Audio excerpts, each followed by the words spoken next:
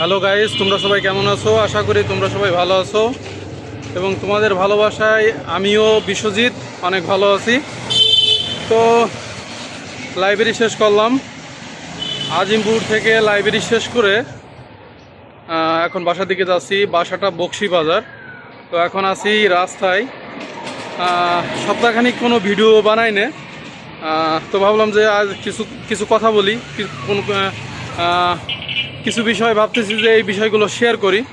বিষয়গুলো হলো, তোমরা যারা সবেমাত্র হয়তো অনার্স মাস্টার শেষ করেছো, তো ভাবতেছো যে আসলে কি করব না করব।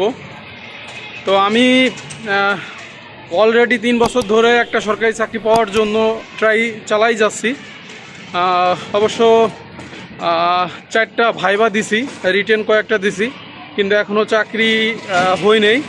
তো আসলে একটা গভর্নমেন্ট একটা চাকরি আসলে কি বলবো, এটা খুবই যে চাইলেই যে পাওয়া যায় এমন বিষয় না, খুবই কঠিন, এটা সবাই জানে। আসলে এই একটা গভর্নমেন্ট চাকরি পাওয়ার যে জার্নি, এটা আসলে অনিশ্চয়তার জার্নি।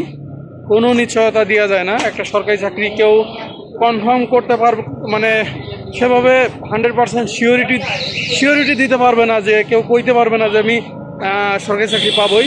হ্যাঁ, এটা ঠিক যে কষ্ট করলে হইতে পারে। অনেকেই আছে যে 1-2টা পরীক্ষা দিয়েই চাকরি হয়ে যাচ্ছে, আবার অনেকে বছরের পর বছর চেষ্টা করতেছে। হয়তো সবাই জানে যে পরিশ্রম এবং কষ্ট করলে লাস্টে একটা ফলাফল ভালো হবে।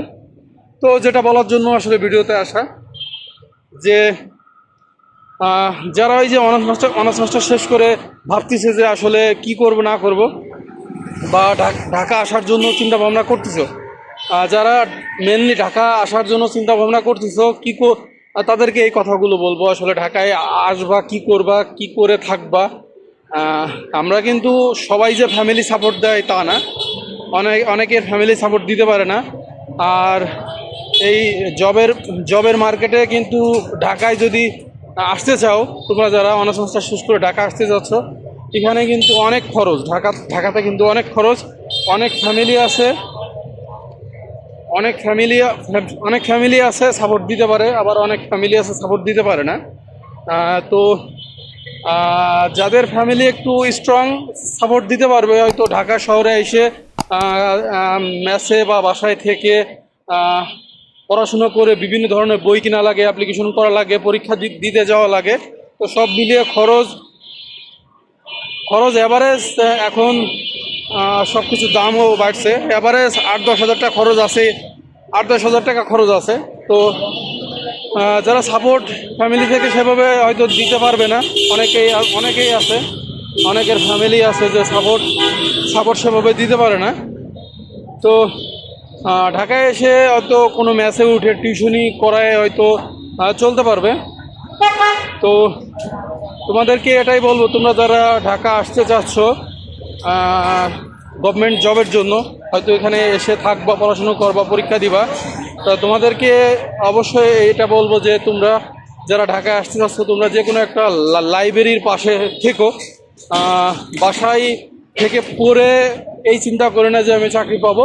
আমি বলবো যে খুব ভালো হয় যে কোনো একটা লাইব্রেরির পাশে কোনো একটা মেসে উঠে বা বাসা নিয়ে লাইব্রেরিতে থেকে পড়ার জন্য, লাইব্রেরি যদি থাকে বাসার পাশে, এটা ভালো হয়। কারণ অনেক জায়গায় আছে লাইব্রেরি নাই, হয়তো তোমরা প্রথম দিকে বুঝতে পারবে না, হয়তো বাসায় পড়তে চাইবা, কিন্তু আসলে ভালো কিছু করতে করতে হয়তো 2-1 বছর চলে যাবে। এই জন্য তোমরা যারা ঢাকা আসতে যাচ্ছ অনার্স মাস্টার শেষ করে, তোমাদেরকে বলবো তোমরা যে কোনো একটা লাইব্রেরির পাশে এসে উঠো, তাতে পড়াশুনোর মান অনেক ভালো হবে। লাইব্রেরিতে যারা বড় ভাই আছে, হয়তো অলরেডি 2-3 বছর পড়াশুনো করতেছে, তাদের থেকে অনেক কিছু জানতে পারবা, দেখতে পারবা। আর বাসায় একা থেকে কিন্তু সেভাবে অনেক কিছু বোঝা যায় না। তো এটাই বলবো, তোমরা যারা অনার্স মাস্টার্স অলরেডি শেষ করছো, ঢাকায় আসতে যাচ্ছ, তো যে কোনো যেখানেই ওঠো না কেন, লাইব্রেরির পাশে ওঠার চেষ্টা করবা। এখনও অনেক জায়গায়, ঢাকা শহরে অনেক জায়গায় লাইব্রেরি খুলছে। তো ঢাকায় আসার আগে কনফার্ম হয়ে যে কোন এরিয়ায় লাইব্রেরি আছে সেই এরিয়ায় ওঠার চেষ্টা করবা। বেশিরভাগ স্টুডেন্ট মিরপুর বা এই যে আজিমপুর এইসব এরিয়ায় আসে।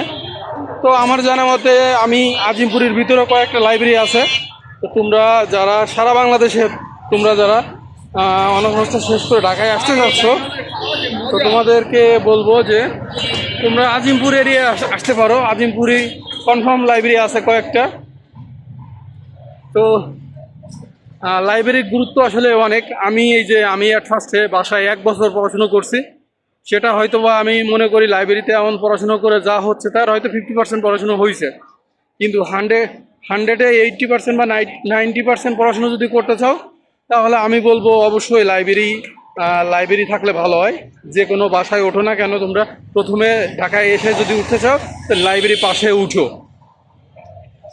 আর কোনো ধরনের আর কোনো ধরনের যদি হেল্প করা লাগে কমেন্টে লিখো, আমি হয়তো কমেন্টের মাধ্যমে হেল্প করার চেষ্টা করব। কোন এরিয়ায় উঠলে ভালো হবে, বা ঢাকায় এসে আসলে প্রথমে কত টাকা খরচ হবে, বা কোথায় কিভাবে টিউশনি পাওয়ার বিষয়গুলো আমি এগুলো শেয়ার করব। যদি কমেন্টে কোনো কোশ্চেন থেকে থাকে তাহলে কমেন্টে জানায়ও। তো কথা বলতে বলতে বাসার সামনেই চলে আসছি, আর কিছুক্ষণ গেলেই বাসা। তো ঠিক আছে, আর কথা বলবো না।